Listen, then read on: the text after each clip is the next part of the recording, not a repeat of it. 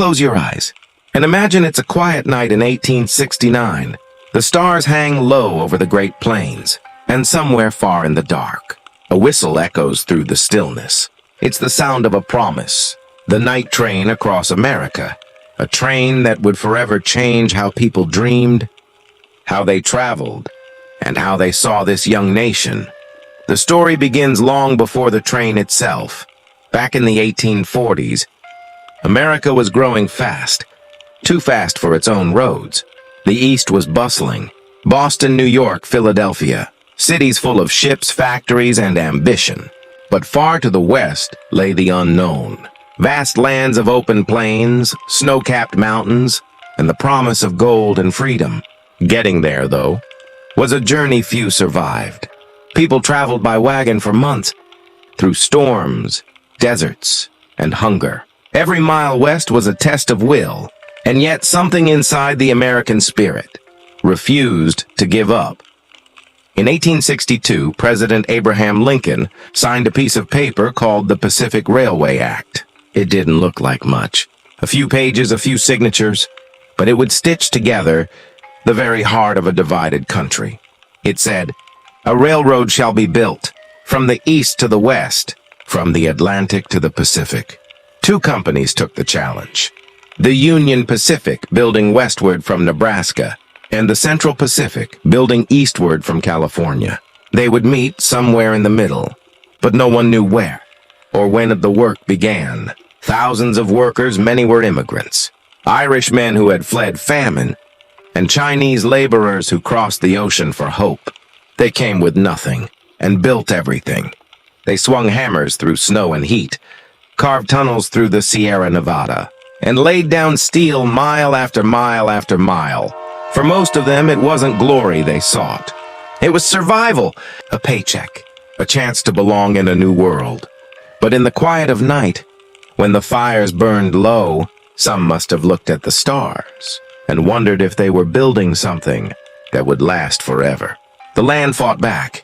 Blizzards swallowed men whole. Avalanches buried camps. And in the deserts of Utah and Nevada, the heat turned the air into fire. Supplies ran short. Water was scarce. Some men never made it home. But still, they kept building.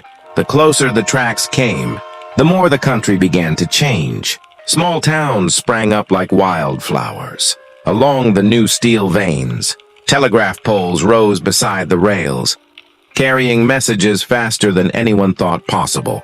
The railroad wasn't just a machine. It was a bridge between two worlds, the old and the new. The dreamers of the East and the wanderers of the West were finally about to meet. It was May 10th, 1869. Promontory Summit, Utah, a day of sun and history. The workers gathered, Chinese, Irish, soldiers, surveyors, men whose names would never fill history books. They had one last task: drive a single golden spike into the ground, the final link. East meets West, the dream, complete. That spike didn't just join rails. It joined destinies. It tied oceans together. It made the impossible possible. For the first time ever, you could cross America in 7 days instead of 6 months. The whistle that followed that moment echoed from coast to coast. It was the sound of a new America awakening. Years passed. The railroad grew like roots across the land.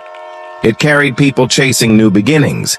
Farmers, merchants, dreamers, families. It carried mail, supplies, soldiers, songs, and stories. Every whistle at dawn and every spark at dusk was a reminder that the nation was still moving, still becoming. There's something almost magical about a train at night. You sit by the window, watch the world pass in shadows and stars. Each small town blinks like a memory. A water tower, an old station, a single porch light glowing in the dark. You wonder who's awake, who's dreaming, who once stood by these same tracks 150 years ago and felt that same hum in the rails. The railroad didn't just change the map, it changed time itself. Before it, noon was whenever the sun hit its highest point.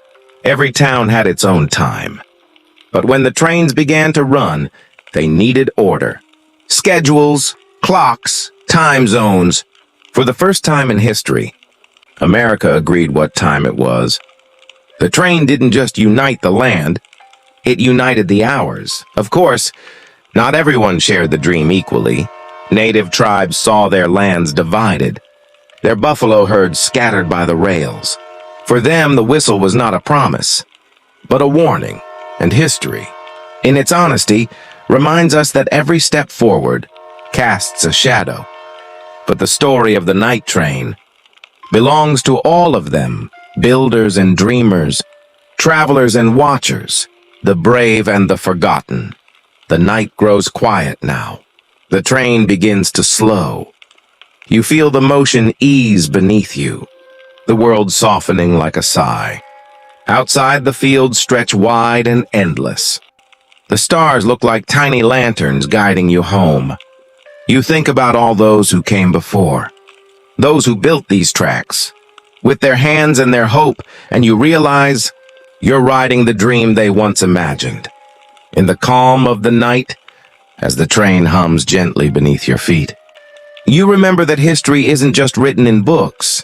It's written in journeys, in the long, steady rhythm of progress, in the courage of people who dared to believe in something bigger than themselves. The train rolls on. The stars drift above, and somewhere, between the rails and the sky, you find peace. Good night, traveler.